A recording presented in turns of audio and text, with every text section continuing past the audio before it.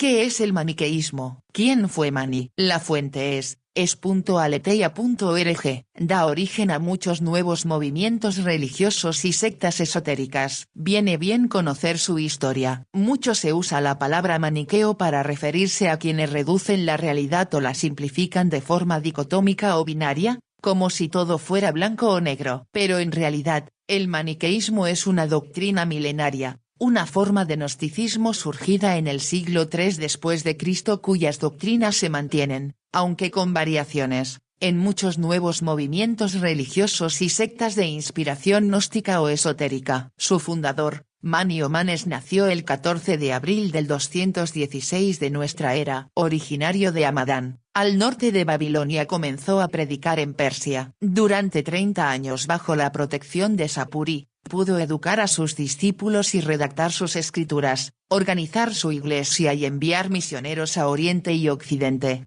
Bajo el reinado de uno de los hijos de Sapuri, se intentó imponer el mazdeísmo como religión oficial y eliminar todo culto extranjero, lo que llevó a que se detuviera a Mani y tras un breve proceso se lo encarcelara en Gundesapur, Belapat, en Susiana. Mani murió un lunes, probablemente el 26 de febrero del año 277, extenuado tras casi 30 días de torturas. Finalmente fue decapitado y su cabeza se expuso en una de las puertas de la ciudad. Con anterioridad a descubrimientos del siglo XX se tenía información de Mani por las polémicas cristianas con su doctrina, pero tras nuevos descubrimientos de fuentes orientales, historiadores árabes y de las religiones asirio-babilónicas, se han profundizado los estudios históricos sobre Mani y la religión fundada por él, que en menos de un siglo se extendió por Oriente y Occidente.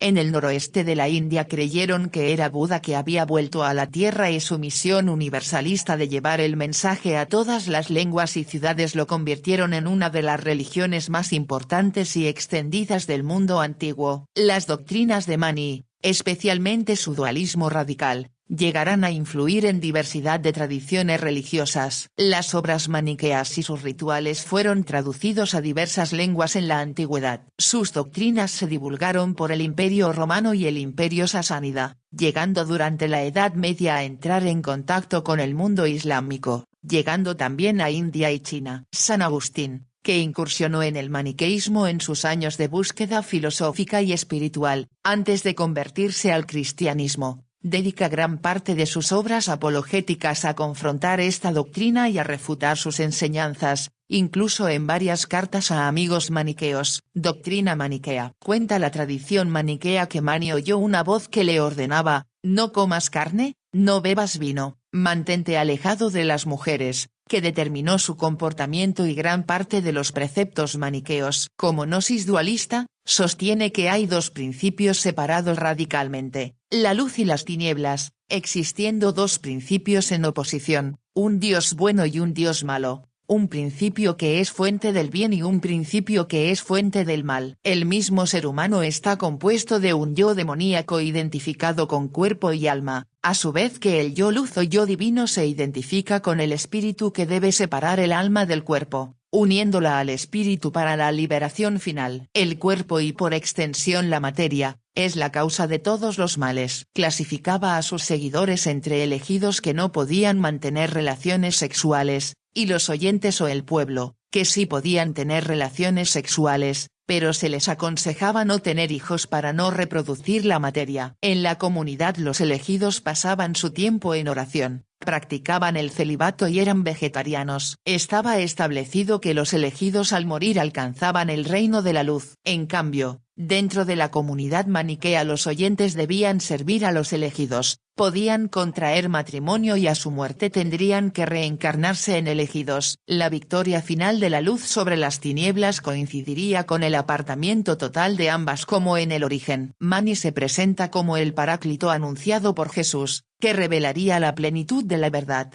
a quien se le ha revelado el misterio oculto escondido a los mundos y generaciones. Esos misterios son esencialmente el dualismo de la luz y las tinieblas, la creación del mundo y en qué consiste la salvación. La principal celebración del maniqueísmo era el Bema, celebrado una vez al año, con ritos y significados paralelos a la Pascua cristiana, pero en vez de meditar sobre Jesucristo, Se centra en la pasión de Mani, realizando ayunos previos a la celebración. Aunque originalmente el bema era un asiento que usaba el obispo en la iglesia cristiana siríaca, desde donde se leía el Evangelio, en los templos maniqueos le llamaron bema a un trono de 5 escalones, siempre vacío porque era el asiento de Mani. En su sincretismo religioso incorporan a otras figuras como Zoroastro, Platón, Jesucristo o Buda, entre otros, como enviados a la humanidad para ayudarla a liberarse de la materia y de las tinieblas, siendo Mani el profeta definitivo, la plenitud de la revelación que vino a manifestar todos los misterios ocultos. Una de las doctrinas más cuestionadas por los autores cristianos a lo largo de los siglos, no solo fue el dualismo, sino la negación de la responsabilidad humana por los males cometidos, ya que no serían actos producidos por la voluntad, sino del dominio del poder de las tinieblas sobre nuestra vida. Actualidad de las ideas maniqueas. En varios movimientos cristianos, gnósticos y esotéricos, las doctrinas maniqueas siguen vivas, aunque descontextualizadas de las mitologías originales y de los ritos de la religión fundada por Mani. De hecho, cuando en algún grupo religioso se piensa que todo lo malo que hace el ser humano no es por su libertad, sino por obra del demonio o de fuerzas oscuras sobrenaturales, está más cerca de Mani que de Jesucristo. Cuando rebrotan las formas radicales de dualismo, ya sea la luz versus tinieblas, creyentes versus mundanos, materia versus espíritu, alma versus cuerpo, se introduce la visión maniquea de la realidad. El desprecio del cuerpo y de la sexualidad es también una forma maniquea que influyó negativamente en autores cristianos de varios siglos y se puede ver en la actualidad en algunos libros de espiritualidad con un trasfondo pesimista sobre la condición corpórea. Y es en este sentido, en el que se usa en el lenguaje filosófico o teológico en la actualidad, como forma de adjetivar formas de dualismo que presentan la realidad siempre en oposición. Si bien el cristianismo ha tenido otras influencias dualistas, de la filosofía platónica y neoplatónica, las diversas formas de gnosticismo que han perdurado a lo largo de la historia han dado lugar a formas de maniqueísmo que están presentes en una gran diversidad de movimientos religiosos y autores de espiritualidad contemporáneos. Interesante, ¿verdad? Esperamos que la información te haya sido de utilidad. Te invito